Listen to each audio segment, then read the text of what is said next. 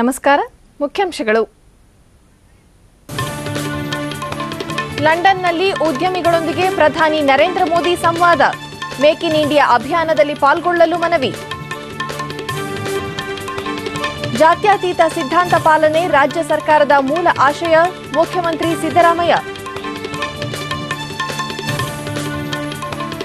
ರೈತರ ಆತ್ಮಹತ್ಯೆ ಸಮಗ್ರ ಮಾಹಿತಿ ಸಂಗ್ರಹಿಸಲು ಎಲ್ಲ ಜಿಲ್ಲಾಧಿಕಾರಿಗಳಿಗೆ ಸೂಚನೆ. ಕೃಷ್ಣ ಬೈರೇಗೌಡ. ಹಾಗೂ ಇದೇ 16ರಂದು ಆರಂಭವಾಗುವ ವಿಧಾನಮಂಡಲ ಅಧಿವೇಶನಕ್ಕೆ ಸಕಲ ಸಿದ್ಧತೆ. ಮಹತ್ವದ ವಿಧೇಯಕಗಳ ಚರ್ಚೆ ನಿರೀಕ್ಷೆ. ವಾರ್ತೆಗಳ ವಿವರ. ಯುನೈಟೆಡ್ ಕಿಂಗ್ಡಮ್ ಪ್ರವಾಸದ 2ನೇ ದಿನವಾದ ಇಂದು ಪ್ರಧಾನಿ ನರೇಂದ್ರ ಮೋದಿ ಲ್ಯಾಂಕ್ಯಾಸ್ಟರ್ ಹೌಸ್ನಲ್ಲಿ ಪ್ರಮುಖ ಕಂಪನಿಗಳ ಸಿಇಒಗಳ ಒಕ್ಕೂಟದೊಂದಿಗೆ ಸಂವಾದ ನಡೆಸಿದರು. ಮೇಕ್ ಇನ್ ಇಂಡಿಯಾ ಕಾರ್ಯಕ್ರಮಕ್ಕೆ ಮಹತ್ವ ನೀಡುವಂತೆ ಪ್ರಧಾನಿ ನೀಡಿದ ಆಹ್ವಾನಕ್ಕೆ ಸಕಾರಾತ್ಮಕವಾಗಿ ಸ್ಪಂದಿಸಿದ ಅನಿವಾಸಿ ಭಾರತೀಯ ಉದ್ಯಮಿಗಳಾದ ಲಕ್ಷ್ಮಿ ಮಿತ್ತಲ್, ಟಾಟಾ ಕನ್ಸಲ್ಟೆನ್ಸಿ ಸಿಇಒ ಚಂದ್ರಶೇಖರನ್ ಸೇರಿದಂತೆ ಬ್ರಿಟನ್ನ ಅನೇಕ ಉದ್ಯಮಿಗಳು ಭಾರತದಲ್ಲಿ ಬಂಡವಾಳ ಹೂಡುವ ಆಶ್ವಾಸನೆ ನೀಡಿದರು. मोदी ने कहा दोनों देशों के लोगों के बीच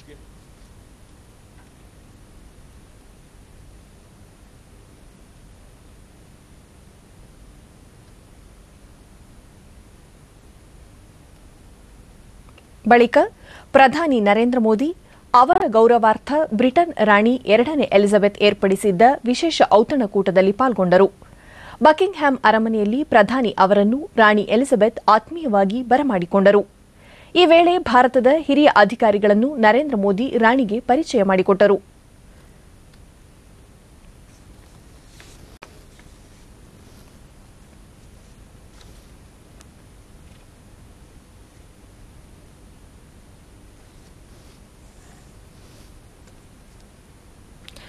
ವೆಂಬ್ಲೆ ಕ್ರೀಡಾಂಗಣದಲ್ಲಿ ಅನಿವಾಸಿ ಭಾರತೀಯ ಸಮುದಾಯವನ್ನುದ್ದೇಶಿಸಿ ಇಂದು ಪ್ರಧಾನಿ ನರೇಂದ್ರ ಮೋದಿ ಭಾಷಣ ಮಾಡಲಿದ್ದಾರೆ. ಇದಕ್ಕೂ ಮುನ್ನ ಲಂಡನ್ನಲ್ಲಿ ಅಲ್ಲಿನ ಪ್ರಧಾನಿ ಡೇವಿಡ್ ಕೆಮರೂನ್ ಅವರೊಂದಿಗೆ ಪ್ರಧಾನಿ ನರೇಂದ್ರ ಮೋದಿ ದ್ವಿಪಕ್ಷೀಯ ಮಾತುಕತೆ ನಡೆಸಿದರು. ಡೇವಿಡ್ ಕೆಮರೂನ್ ಅವರ ವಿಹಾರಧಾಮ ಚೆಕರ್ಸ್ಕೋಟ್ನಲ್ಲಿ ಈ ಸಭೆ ನಡೆಯಿತು. ಸಭೆಗೂ ಮುನ್ನ ಉಭಯ ನಾಯಕರು ಉದ್ಯಾನದಲ್ಲಿ ವಿಹರಿಸಿದರು. ಲಂಡನ್ ಭೇಟಿಯ ನೆನಪಿಗಾಗಿ ಪ್ರಧಾನಿ ಮೋದಿ ಗಿಡವೊಂದನ್ನು ನೆಟ್ಟರು.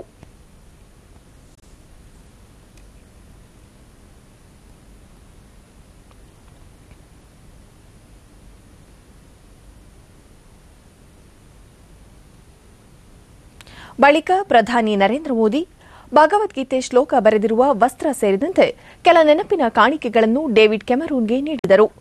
ಚೆಕರ್ಸ್ಕೋಟ್ನ ಸಂದರ್ಶಕರ ಪುಸ್ತಕದಲ್ಲಿ ಮೋದಿ ಅವರು ಅನಿಸಿಕೆ ದಾಖಲಿಸಿದರು.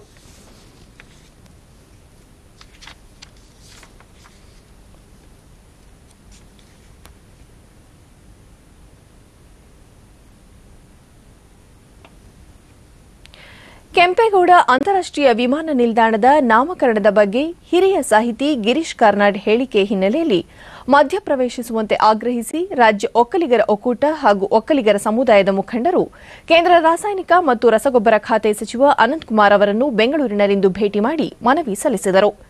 ಬಳಿಕ ಅನಂತಕುಮಾರ್ ಗಿರೀಶ್ ಕಾರ್ನಾಡ್ ಅವರ ಹೇಳಿಕೆ ಖಂಡನಾರ್ಹ. ಮುಖ್ಯಮಂತ್ರಿ ಸಿದ್ದರಾಮಯ್ಯ ಅವರ ಸಮ್ಮುಖದಲ್ಲೇ ಈ ಹೇಳಿಕೆ ನೀಡಿದ್ದರೂ ಯಾವುದೇ ಪ್ರತಿಕ್ರಿಯೆ ನೀಡಿಲ್ಲ ಎಂದು ಅಸಮಾಧಾನ ವ್ಯಕ್ತಪಡಿಸಿದರು. ಕೆಂಪೇಗೌಡರು ನಾಡು ಕಟ್ಟಲು ಶ್ರಮಿಸಿದವರು. ಯಾವುದೇ ಕಾರಣಕ್ಕೂ ಬೆಂಗಳೂರು ವಿಮಾನ ನಿಲ್ದಾಣದ ಹೆಸರು ಬದಲಾಯಿಸುವ ಪ್ರಶ್ನೆಯೇ ಇಲ್ಲ ಎಂದರು. ಈ ಸಂದರ್ಭದಲ್ಲಿ ಒತ್ತಾಯಿಸುತ್ತೇನೆ, ಒಂದು ಮಾತನ್ನ ನಾನು ಖಡಾಖಂಡಿತವಾಗಿ ಹೇಳಲಿಕ್ಕೆ ಇಚ್ಛೆಪಡ್ತೇನೆ. ನಾವೆಲ್ಲರೂ ಸೇರಿ ಹೋರಾಟ ಮಾಡಿ, ಕನ್ನಡಿಗರೆಲ್ಲರೂ ಸೇರಿ ಹೋರಾಟ ಮಾಡಿ, ಎರಡೂ ಸದನಗಳಲ್ಲಿ ಸರ್ವಾನುಮತದ ನಿರ್ಣಯನ ಮಾಡಿ, ಹೇಗೆ ಕಾವೇರಿ ಬಗ್ಗೆ ಮಾಡಿದ್ವೋ ಹಾಗೆ ಕೆಂಪೇಗೌಡರ ಬಗ್ಗೆ ಮಾಡಿ ನಮ್ಮ ಅಂತಾರಾಷ್ಟ್ರೀಯ ವಿಮಾನ ನಿಲ್ದಾಣಕ್ಕೆ ನಾಡಪ್ರಭು ಕೆಂಪೇಗೌಡ ಅಂತಾರಾಷ್ಟ್ರೀಯ ವಿಮಾನ ನಿಲ್ದಾಣ ಅಂತ ನಾವು ಹೆಸರಿಟ್ಟಿರೋದು. ಇದನ್ನ ಅಳಿಸ್ಲಿಕ್ಕೆ ಯಾರಿಂದನೂ ಸಾಧ್ಯ ಇಲ್ಲ. ಅಚಂದ್ರಾರ್ಕವಾಗಿ ಸೂರ್ಯ ಚಂದ್ರರಿರೋವರೆಗೆ ನಾಡಪ್ರಭು ಕೆಂಪೇಗೌಡರ ಹೆಸರು ನಮ್ಮ ಬೆಂಗಳೂರಿನ ಅಂತಾರಾಷ್ಟ್ರೀಯ ನಿಲ್ದಾಣಕ್ಕೆ ಇರುತ್ತೆ. ಅದಕ್ಕೋಸ್ಕರ ಯಾವುದೇ ರೀತಿಯ ಸಂಘರ್ಷ ಮತ್ತು ಬಲಿದಾನ ಮಾಡಲಿಕ್ಕೆ ನಾವು ತಯಾರಿದ್ದೇವೆ. ಕೇಂದ್ರ ಸರ್ಕಾರ, ನರೇಂದ್ರ ಮೋದಿ ನೇತೃತ್ವದ ಕೇಂದ್ರ ಸರ್ಕಾರ ಸಂಪೂರ್ಣವಾಗಿ ಕನ್ನಡಿಗರ ಪರವಾಗಿದೆ ಮತ್ತು ಬೆಂಗಳೂರಿನ ನಾಗರಿಕರ ಪರವಾಗಿದೆ ಮತ್ತು ಬೆಂಗಳೂರಿನ ಕನ್ನಡಿಗರ ಹೆಮ್ಮೆಯ ಪ್ರತೀಕವಾದಂಥ ನಾಡಪ್ರಭು ಕೆಂಪೇಗೌಡರ ಒಂದು ಗೌರವದ ಜೊತೆಯಲ್ಲಿ, ಸಮ್ಮಾನದ ಜೊತೆಯಲ್ಲಿ ನರೇಂದ್ರ ಮೋದಿ ಅವರು ಮತ್ತು ಮೈಸೂರು ಜಿಲ್ಲೆ ಪಿರಿಯಾಪಟ್ಟಣ ತಾಲೂಕಿನಲ್ಲಿಂದು ವಿವಿಧ ಅಭಿವೃದ್ಧಿ ಕಾಮಗಾರಿಗಳಿಗೆ ಚಾಲನೆ ಹಾಗೂ ಶಂಕುಸ್ಥಾಪನೆ ಕಾರ್ಯಕ್ರಮ ಹಮ್ಮಿಕೊಳ್ಳಲಾಗಿತ್ತು. ಮುಖ್ಯಮಂತ್ರಿ ಸಿದ್ದರಾಮಯ್ಯ ಪಾಲ್ಗೊಂಡು ರಾಜ್ಯ ಸರ್ಕಾರ ಜಾತ್ಯತೀತ ಧೋರಣೆಯಲ್ಲಿ ನಂಬಿಕೆ ಇಟ್ಟಿದ್ದು ಅದೇ ಮೂಲ ಆಶಯದೊಂದಿಗೆ ಕಾರ್ಯನಿರ್ವಹಿಸುತ್ತಿದೆ ಎಂದರು. ಒಬ್ಬ ದೇಶ ಪ್ರೇಮಿಯಾಗಿದ್ದ, ಒಬ್ಬ ಜಾತ್ಯತೀತ ವ್ಯಕ್ತಿಯಾಗಿದ್ದ, ಮತ್ತೆ ನಮ್ಮ ಕನ್ನಡ ನಾಡಿನ ಒಬ್ಬ ರಾಜನಾಗಿದ್ದ. ನಮ್ಮ ಸಮಾಜ ಹೆಂಗಿರ್ಬೇಕು ಅಂತಂದ್ರೆ ಸರ್ವ ಜನಾಂಗದ ಶಾಂತಿಯ ತೋಟ ಆಗಬೇಕು. ಎಲ್ಲರೂ ಕೂಡ ಅಣ್ಣ ತಮ್ಮದಿರಂತೆ ಸೋದರ ಭಾವದಿಂದ ಬದುಕ್ತಕ್ಕಂಥ ವಾತಾವರಣ ಇರಬೇಕು. ನಾವೆಲ್ಲ ಮನುಷ್ಯರಲ್ವಾ? ಇದು ನಮ್ಮ ಸರ್ಕಾರದ ಧೋರಣೆ. ಇದೇ ಜಾತ್ಯತೀತ ತತ್ವ ಅಂತಕ್ಕಂಥದ್ದು ಇದಕ್ಕೆ ನಮ್ಮ ಸರ್ಕಾರ ಬದ್ಧವಾಗಿದೆ ಅಂತಕ್ಕಂಥದ್ದನ್ನ ತಿಳಿಸ್ಲಿಕ್ಕೆ ಬಯಸ್ತೇನೆ. ಕಳೆದ 2 ದಿನಗಳಿಂದ ರಾಜ್ಯದಲ್ಲಿ ನಡೆದಿರುವ ಕೆಲವು ಘಟನೆಗಳ ಹಿನ್ನೆಲೆಯಲ್ಲಿ ಶಾಂತಿ ಕದಡುವ ವ್ಯಕ್ತಿಗಳಿಗೆ ಹಾಗೂ ಸಂಘಟನೆಗಳಿಗೆ ಜನತೆ ಬೆಂಬಲ ನೀಡಬಾರದು ಎಂದು ಗೃಹ ಸಚಿವ ಡಾ ಜಿ ಪರಮೇಶ್ವರ್ ಬೆಂಗಳೂರಿನಲ್ಲಿಂದು ಮನವಿ ಮಾಡಿದ್ದಾರೆ. ಇದೇ ನವೆಂಬರ್ 10ರಂದು ಟಿಪ್ಪು ಜಯಂತಿ ಕಾರ್ಯಕ್ರಮ ಸರ್ಕಾರದಿಂದಲೇ ಆಯೋಜಿಸಲಾಗಿತ್ತು. ಮಡಿಕೇರಿ ಮತ್ತು ಕಲಬುರಗಿ ಜಿಲ್ಲೆಯ ಅಫ್ಜಲ್ಪುರ ಹೊರತುಪಡಿಸಿ ಎಲ್ಲೆಡೆ ಈ ಕಾರ್ಯಕ್ರಮ ಶಾಂತಿಯುತವಾಗಿ ನಡೆದಿದೆ ಎಂದರು. ಮಡಿಕೇರಿ ಘಟನೆ ಕುರಿತಂತೆ ಮ್ಯಾಜಿಸ್ಟ್ರೇಟ್ ಮಟ್ಟದ ತನಿಖೆಗೆ ಮುಖ್ಯಮಂತ್ರಿಯವರು ಆದೇಶಿಸಿದ್ದಾರೆ. ವರದಿ ಬಂದ ಬಳಿಕ ತಪ್ಪಿತಸ್ಥರ ವಿರುದ್ಧ ಕಠಿಣ ಕ್ರಮ ಕೈಗೊಳ್ಳಲಾಗುವುದು ಎಂದರು. ಇಂತಹ ಸೂಕ್ಷ್ಮ ವಿಚಾರಗಳಲ್ಲಿ ಯಾವುದೇ ಪಕ್ಷ ರಾಜಕೀಯ ಮಾಡಬಾರದು ಎಂದು ಗೃಹ ಸಚಿವರು ಮನವಿ ಮಾಡಿದರು. ಅವರಿಗೆ ಸಹಕಾರ ಮಾಡಬೇಡಿ ಅಂತ ಹೇಳಿ ನಾನು ರಾಜ್ಯದ ಜನತೆಗೆ ಮನವಿಯನ್ನ ಮಾಡಿಕೊಳ್ತೇನೆ. ರೀತಿಯಲ್ಲಿ ರಾಜ್ಯದ ಅಭಿವೃದ್ಧಿಯನ್ನ ನೋಡಬೇಕಾಗಿ ವಿನಃ ಶಾಂತಿಯನ್ನ ಕದಡುವಂತ ಕೆಲಸ ಆಗಬಾರದು. ಅದು ಏನೇ ಕಾರಣ ಇರಲಿ. ಇತ್ತೀಚೆಗೆ ನಡೆದಂತ ಟಿಪ್ಪು ಜಯಂತಿ ಸರ್ಕಾರದ ಕಾರ್ಯಕ್ರಮವಾಗಿ ನಡೀಬೇಕಾಗಿರ್ತಕ್ಕಂಥದ್ದು ಇಡೀ ರಾಜ್ಯದಲ್ಲಿ ನಡೆದಿದೆ. ಒಂದೆರಡು ಸ್ಥಳಗಳಲ್ಲಿ, ವಿಶೇಷವಾಗಿ ಮಡಿಕೇರಿಯಲ್ಲಿ ಮತ್ತು ಸಣ್ಣ ಪುಟ್ಟ ಘಟನೆ ಅಫ್ಜಲ್ಪುರ ಇರಬಹುದು ಅಥವಾ ಬೇರೆ ಬೇರೆ ತಾಲೂಕುಗಳಲ್ಲಿ ಅದು ಬಿಟ್ಟರೆ ಶಾಂತಿಯಿಂದ ಆಗಿದೆ. ನಮ್ಮ ಉದ್ದೇಶ ಎಲ್ಲರೂ ಸೇರಿಕೊಂಡು ಈ ಜಯಂತಿಯನ್ನ ಆಚರಣೆ ಮಾಡಬೇಕು ಅಂತಕ್ಕಂಥದ್ದು ನಾವು ಮನವಿಯನ್ನ, ಕರೆಯನ್ನ ಕೊಟ್ಟಿದ್ದು. ಆದರೆ ಉದ್ದೇಶಪೂರ್ವಕವಾಗಿ ಇದಕ್ಕೆ ತೊಂದರೆ ಮಾಡಬೇಕು ಅಂತ ಹೇಳಿ ಮಡಿಕೇರಿಯಲ್ಲಿ ವಿಶೇಷವಾಗಿ ಭಾರತೀಯ ಜನತಾ ಪಾರ್ಟಿಯ ಶಾಸಕರುಗಳು ಮತ್ತು ಅವರ ಜೊತೆಯಲ್ಲಿ ಸಂಘಟನೆಗಳು ಪ್ರತಿಭಟನೆ, ಬಹಿಷ್ಕಾರ ಇವೆಲ್ಲ ಮಾಡೋದ್ರ ಜೊತೆಗೆ ಶಾಂತಿಯನ್ನ ಕದಡುವಂತ ಕೆಲಸ ಮಾಡಿದ್ರು ಅನ್ನುವಂಥದ್ದು. ಆ ಕಾರಣಕ್ಕಾಗಿ ಪೊಲೀಸ್ನವರ ಲಾಠಿ ಚಾರ್ಜ್ ಮಾಡಬೇಕಾಯಿತು. ಕುಟ್ಟಪ್ಪನವರು ತೀರ್ಕೊಂಡಿದ್ದಾರೆ, ಇನ್ನೊಬ್ಬ ಯುವಕ ತೀರ್ಕೊಂಡಿದ್ದಾನೆ. ಈಗಾಗಲೇ ನಾವು ಅದಕ್ಕೆ ವಿಚಾರಣೆಯನ್ನು ಕೂಡ, ಮೆಜಿಸ್ಟೀರಿಯಲ್ ಎನ್ಕ್ವೈರಿ ಕೂಡ ಮಾಡೋದಕ್ಕೆ ಮುಖ್ಯಮಂತ್ರಿಗಳು ಆದೇಶ ಮಾಡಿದ್ದಾರೆ. ದಕ್ಷಿಣ ಕನ್ನಡ ಜಿಲ್ಲೆಯಲ್ಲಿ ಮತೀಯ ಸಾಮರಸ್ಯವನ್ನು ಸ್ಥಾಪಿಸಲು ಎಲ್ಲರೂ ಯತ್ನಿಸಬೇಕು. ಯಾವುದೇ ವದಂತಿಗಳಿಗೆ ಕಿವಿಗೊಡಬಾರದು. ಕಾನೂನು ಸುವ್ಯವಸ್ಥೆ ಕಾಪಾಡಲು ಸರ್ಕಾರ ಎಲ್ಲ ಕ್ರಮಗಳನ್ನು ಕೈಗೊಂಡಿದೆ ಎಂದು ಜಿಲ್ಲಾ ಉಸ್ತುವಾರಿ ಸಚಿವ ಬಿ ರಮಾನಾಥ ರೈ ಮಂಗಳೂರಿನಲ್ಲಿಂದು ಹೇಳಿದ್ದಾರೆ. ಜಿಲ್ಲೆಯ ಅಧಿಕಾರಿಗಳ ಸಭೆ ನಡೆಸಿದ ಬಳಿಕ ಅವರು ಗುರುವಾರ ರಾತ್ರಿ ಬಂಟ್ವಾಳದಲ್ಲಿ ನಡೆದ ಹಿಂಸಾಚಾರ ಪ್ರಕರಣದಲ್ಲಿ ಓರ್ವ ಯುವಕ ಮೃತಪಟ್ಟಿದ್ದು ರಾಜ್ಯ ಸರ್ಕಾರ 5 ಲಕ್ಷ ರೂಪಾಯಿ ಪರಿಹಾರ ಪ್ರಕಟಿಸಿದೆ. ಪಕ್ಷದ ವತಿಯಿಂದಲೂ ಹಣ ಸಂಗ್ರಹಿಸಿ ನೀಡಲಾಗುವುದು ಎಂದರಲ್ಲದೆ ಕಾನೂನು ಸುವ್ಯವಸ್ಥೆ ಕೈಗೆತ್ತಿಕೊಳ್ಳುವವರ ವಿರುದ್ಧ ಕಟ್ಟುನಿಟ್ಟಿನ ಕ್ರಮ ಜರುಗಿಸಲಾಗುವುದು ಎಂದು ಹೇಳಿದರು. 5 ಲಕ್ಷ ರೂಪಾಯಿ ಹಣವನ್ನು ಘೋಷಣೆ ಮಾಡಿದೆ. ಜೊತೆಯಲ್ಲಿ ನಾವು ಕೂಡ ಪಕ್ಷದ ವತಿಯಿಂದ ಹಣ ಸಂಗ್ರಹ ಮಾಡಿ ಸ್ವಲ್ಪ ಮೊತ್ತವನ್ನು ಕೊಡಬೇಕು ಅಂತ ಹೇಳಿ ಕೂಡ ನಾವು ತೀರ್ಮಾನ ಮಾಡಿದ್ದೇವೆ. ಮಡಿಕೇರಿಯಲ್ಲಿ ಇತ್ತೀಚೆಗೆ ನಡೆದ ಗಲಭೆ ವಿರೋಧಿಸಿ ರಾಜ್ಯದ ವಿವಿಧೆಡೆ ವಿಶ್ವ ಹಿಂದೂ ಪರಿಷತ್ ರಸ್ತೆ ತಡೆ ನಡೆಸಿ ಪ್ರತಿಭಟಿಸಿತು. ಬೆಂಗಳೂರಿನ ಟೌನ್ ಹಾಲ್ ಮುಂದೆ ವಿಶ್ವ ಹಿಂದೂ ಪರಿಷತ್ ಕಾರ್ಯಕರ್ತರು ಪ್ರತಿಭಟಿಸಿ ಸರ್ಕಾರದ ವಿರುದ್ಧ ಘೋಷಣೆ ಕೂಗಿದರು.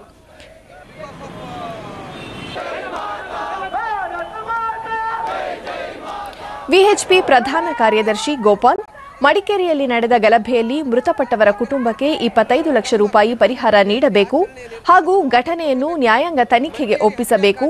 ಟಿಪ್ಪು ಜಯಂತಿ ಆಚರಣೆಯನ್ನು ರಾಜ್ಯ ಸರ್ಕಾರ ಕೈಬಿಡಬೇಕು ಎಂದು ಒತ್ತಾಯಿಸಿದರು.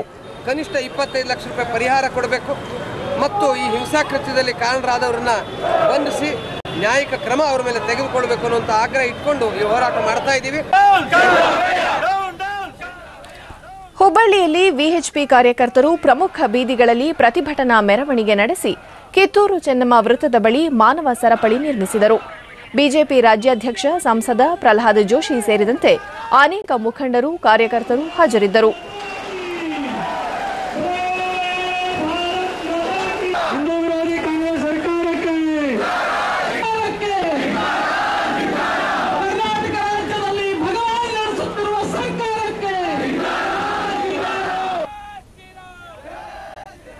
ಬೀದರ್ನಲ್ಲಿಯೂ ವಿಎಚ್ಪಿ ಕಾರ್ಯಕರ್ತರು ಸರ್ಕಾರದ ವಿರುದ್ಧ ಘೋಷಣೆ ಕೂಗಿ ಮುಖ್ಯಮಂತ್ರಿಯವರ ರಾಜೀನಾಮೆಗೆ ಒತ್ತಾಯಿಸಿದರು.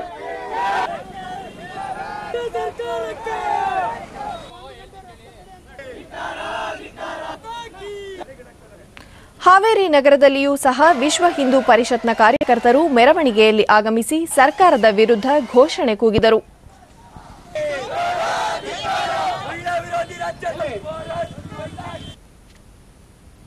ತುಮಕೂರು ಮಹಾನಗರ ಪಾಲಿಕೆಯ ಕಚೇರಿಯ ಮುಂದೆ ವಿಎಚ್ಪಿ ಕಾರ್ಯಕರ್ತರು ಪ್ರತಿಭಟನೆ ನಡೆಸಿದರು. ರಾಜ್ಯದಲ್ಲಿ ನಡೆದ ರೈತರ ಆತ್ಮಹತ್ಯೆ ಪ್ರಕರಣಗಳ ಬಗ್ಗೆ ಖಾಸಗಿ ಸಂಸ್ಥೆಯಿಂದ ತನಿಖೆ ನಡೆಸುವುದಿಲ್ಲ ಎಂದು ಕೃಷಿ ಸಚಿವ ಕೃಷ್ಣ ಬೈರೇಗೌಡ ಬೆಂಗಳೂರಿನಲ್ಲಿಂದು ಹೇಳಿದ್ದಾರೆ. ರೈತರ ಆತ್ಮಹತ್ಯೆ ಪ್ರಕರಣಕ್ಕೆ ಸಂಬಂಧಿಸಿದಂತೆ ಸಮಗ್ರ ಮಾಹಿತಿಯನ್ನು ಸಂಗ್ರಹಿಸಲು ಜಿಲ್ಲಾಧಿಕಾರಿಗಳಿಗೆ ಸೂಚಿಸಲಾಗಿದೆ ಎಂದರು. ಕೃಷಿ ಅಥವಾ ಖಾಸಗಿ ಸಾಲದಿಂದ ರೈತರು ಆತ್ಮಹತ್ಯೆ ಮಾಡಿಕೊಂಡರೂ ಅವರಿಗೆ ಪರಿಹಾರ ನೀಡುವಂತೆ ಅಧಿಕಾರಿಗಳಿಗೆ ನಿರ್ದೇಶಿಸಲಾಗಿದೆ. ರಾಜ್ಯದಲ್ಲಿ ಕೃಷಿ ಮತ್ತು ಕೃಷಿ ಬಿಕ್ಕಟ್ಟು ಸೇರಿದಂತೆ ಸಮಗ್ರ ಅಧ್ಯಯನಕ್ಕಾಗಿ ಎಂಎಸ್ ಸ್ವಾಮಿನಾಥನ್ ನೇತೃತ್ವದಲ್ಲಿ ವಿಷನ್ ಗ್ರೂಪ್ ರಚಿಸಲು ಸರ್ಕಾರ ಮುಂದಾಗಿದ್ದು ಅವರು ಕೂಡ ಒಪ್ಪಿಗೆ ಸೂಚಿಸಿದ್ದಾರೆ ಎಂದು ಹೇಳಿದರು. ಸಂದರ್ಭದಲ್ಲಿ ನೋಡಿಕೊಂಡು ತೀರ್ಮಾನ ಮಾಡಿ ಅಂತಾನೆ ಅವರಿಗೆ ನಾವು ಕೊಟ್ಟಿದ್ದೀವಿ. ಬಟ್ ಅದ್ರ ಜೊತೆಗೆ ನಾವೀಗ ಎಂಎಸ್ ಸ್ವಾಮಿನಾಥನ್ ಅವರ ನೇತೃತ್ವದಲ್ಲಿ ಒಂದು ವಿಷನ್ ಗ್ರೂಪ್ ಅನ್ನ ರಚನೆ ಮಾಡುವಂತ ಹಿನ್ನೆಲೆಯಲ್ಲಿ ಅವರು ಸಹ ಒಪ್ಪಿಗೆ ಕೊಟ್ಟಿದ್ದಾರೆ.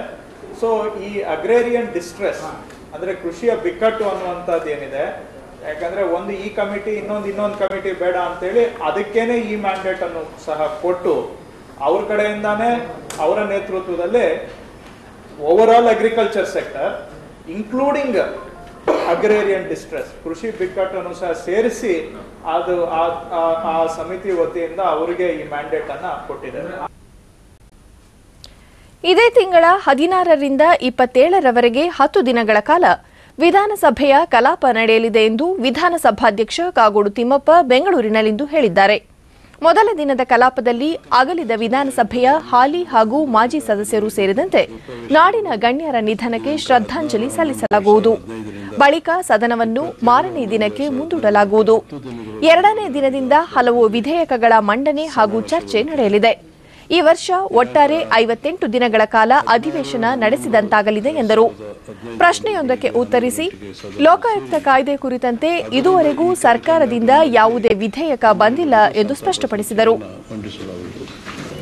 ಸದನದ ಎಲ್ಲಾ ಸದಸ್ಯರು ಚರ್ಚೆಯಲ್ಲಿ ಭಾಗವಹಿಸಿ ಉತ್ತಮ ಸಲಹೆಗಳನ್ನು ನೀಡುತ್ತಾರೆಂದು ಭಾವಿಸಿರುತ್ತೇನೆ.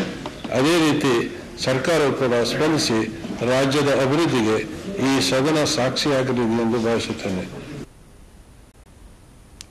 ಸೋಮವಾರದಿಂದ 10 ದಿನಗಳ ಕಾಲ ವಿಧಾನ ಪರಿಷತ್ನ ಕಾರ್ಯಕಲಾಪ ನಡೆಯಲಿದೆ ಎಂದು ವಿಧಾನ ಪರಿಷತ್ ಸಭಾಪತಿ ಡಿಎಚ್ ಶಂಕರಮೂರ್ತಿ ಬೆಂಗಳೂರಿನಲ್ಲಿಂದು ಹೇಳಿದ್ದಾರೆ. ಮೊದಲ ದಿನ ಬೆಳಗ್ಗೆ 10:30ಕ್ಕೆ ಪರಿಷತ್ ಸಭಾಂಗಣದಲ್ಲಿ ಸಂವಿಧಾನ ಶಿಲ್ಪಿ ಡಾ ಬಿಆರ್ ಅಂಬೇಡ್ಕರ್ ಹಾಗೂ ಜಗಜ್ಯೋತಿ ಬಸವಣ್ಣ ಅವರ ಭಾವಚಿತ್ರವನ್ನು ಮುಖ್ಯಮಂತ್ರಿ ಸಿದ್ದರಾಮಯ್ಯ ಅನಾವರಣ ಮಾಡಲಿದ್ದು, ಈ ವೇಳೆ ಈ ಇಬ್ಬರು ನಾಯಕರ ಧ್ವನಿ ಮುದ್ರಣ ಪ್ರಸಾರ ಮಾಡಲಾಗುವುದು ಎಂದರು. ಮೇಲ್ಮನೆ ಕಲಾಪ ಈ ವರ್ಷ ಒಟ್ಟಾರೆ 60 ದಿನ ನಡೆದಂತಾಗಲಿದೆ. ಇದು ಸಮಾಧಾನಕರ ಸಂಗತಿ. ಈ ಬಾರಿಯ ಕಲಾಪದಲ್ಲಿ ಹಲವು ವಿಧೇಯಕಗಳು ಸೇರಿದಂತೆ ಮಹತ್ವದ ವಿಷಯಗಳು ಕುರಿತು ಚರ್ಚೆ ನಡೆಯಲಿದೆ ಎಂದು ಹೇಳಿದರು. 60 ದಿವಸಗಳ ಕಾಲ ರೀಚ್ ಆಗೋಕ್ಕೆ ನಮ್ಮ ಕೈಲಿ ಆಗ್ತಾ ಇರಲಿಲ್ಲ. ಈ ಬಾರಿ ಆಗ್ತಾ ಇದೆ. ಇದೊಂದು ನನಗೆ ಸಂತೋಷ ತರ್ತಕ್ಕಂಥ ಒಂದು ಸಂಗತಿ. ಭಾರತ ದಕ್ಷಿಣ ಆಫ್ರಿಕಾ ತಂಡಗಳ ನಡುವೆ ಬೆಂಗಳೂರಿನ ಚಿನ್ನಸ್ವಾಮಿ ಕ್ರೀಡಾಂಗಣದಲ್ಲಿ ದ್ವಿತೀಯ ಟೆಸ್ಟ್ ಕ್ರಿಕೆಟ್ ಪಂದ್ಯ ಮಳೆಯ ಭೀತಿ ನಡುವೆ ನಾಳೆ ಆರಂಭವಾಗಲಿದೆ. ಭಾರತ ತಂಡದ ನಾಯಕ ವಿರಾಟ್ ಕೊಹ್ಲಿ ಎದುರಾಳಿ ತಂಡದ ಮನೋಭಾವನೆ ಏನಿದೆ ಎಂಬುದಕ್ಕಿಂತ ದೇಶಕ್ಕಾಗಿ ಪಂದ್ಯ ಗೆಲ್ಲುವ ಕಡೆಗೆ ಹೆಚ್ಚಿನ ಆದ್ಯತೆ ನೀಡಿದ್ದೇವೆ. ನಾಳಿನ ಪಂದ್ಯಕ್ಕೆ ವೇಗದ ಬೌಲರ್ ಇಶಾಂತ್ ಶರ್ಮಾ ಫಿಟ್ ಆಗಿದ್ದು ತಂಡದಲ್ಲಿ ಸ್ಥಾನ ಪಡೆಯುವ ಸಾಧ್ಯತೆಗಳಿವೆ ಎಂದರು. ಬೆಂಗಳೂರಿನ ವಾತಾವರಣ ಉತ್ತಮವಾಗಿದ್ದು ಆಟಕ್ಕೆ ಸಹಕಾರಿಯಾಗಲಿದೆ. ಅಲ್ಲದೆ ನಾಳಿನ ಪಂದ್ಯಕ್ಕೆ ಹೆಚ್ಚಿನ ವೀಕ್ಷಕರು ಭಾಗಿಯಾಗುವ ಸಾಧ್ಯತೆಗಳಿವೆ ಎಂದು ಹೇಳಿದರು. ದಕ್ಷಿಣ ಆಫ್ರಿಕಾ ತಂಡದ ಹಶೀಂ ಆಮ್ಲಾ ಬೆಂಗಳೂರು ಟೆಸ್ಟ್ ಪಂದ್ಯವನ್ನು ಗೆಲ್ಲುವ ಮೂಲಕ ಸರಣಿಯಲ್ಲಿ 1-1 ಸಮಬಲ ಸಾಧಿಸುವ ವಿಶ್ವಾಸವಿದೆ. ಕಳೆದ ಪಂದ್ಯದಲ್ಲಿ ಆದ ತಪ್ಪುಗಳನ್ನು ಮರುಕಳಿಸದಂತೆ ನೋಡಿಕೊಳ್ಳುತ್ತೇವೆ ಎಂದರು.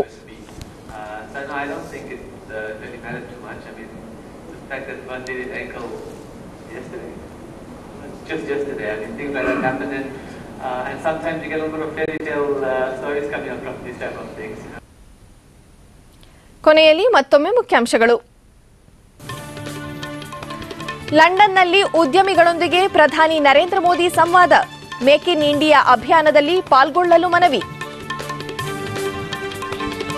ಜಾತ್ಯತೀತ ಸಿದ್ಧಾಂತ ಪಾಲನೆ ರಾಜ್ಯ ಸರ್ಕಾರದ ಮೂಲ ಆಶಯ. ಮುಖ್ಯಮಂತ್ರಿ ಸಿದ್ದರಾಮಯ್ಯ. ರೈತರ ಆತ್ಮಹತ್ಯೆ ಸಮಗ್ರ ಮಾಹಿತಿ ಸಂಗ್ರಹಿಸಲು ಎಲ್ಲ ಜಿಲ್ಲಾಧಿಕಾರಿಗಳಿಗೆ ಸೂಚನೆ. ಕೃಷ್ಣ ಬೈರೇಗೌಡ. ಹಾಗೂ ಇದೇ 16ರಂದು ಆರಂಭವಾಗುವ ವಿಧಾನಮಂಡಲ ಅಧಿವೇಶನಕ್ಕೆ ಸಕಲ ಸಿದ್ಧತೆ. ಮಹತ್ವದ ವಿಧೇಯಕಗಳ ಚರ್ಚೆ ನಿರೀಕ್ಷೆ. ಇಲ್ಲಿಗೆ ಇಂದಿನ ವಾರ್ತಾ ಪ್ರಸಾರ ಮುಕ್ತಾಯವಾಯಿತು. ನಮ್ಮ ಮುಂದಿನ ವಾರ್ತಾ ಪ್ರಸಾರ ನಾಳೆ ಬೆಳಗ್ಗೆ 7:45 ಡಿಡಿ 1 ಹಾಗೂ ಚಂದನದಲ್ಲಿ. ನಮಸ್ಕಾರ.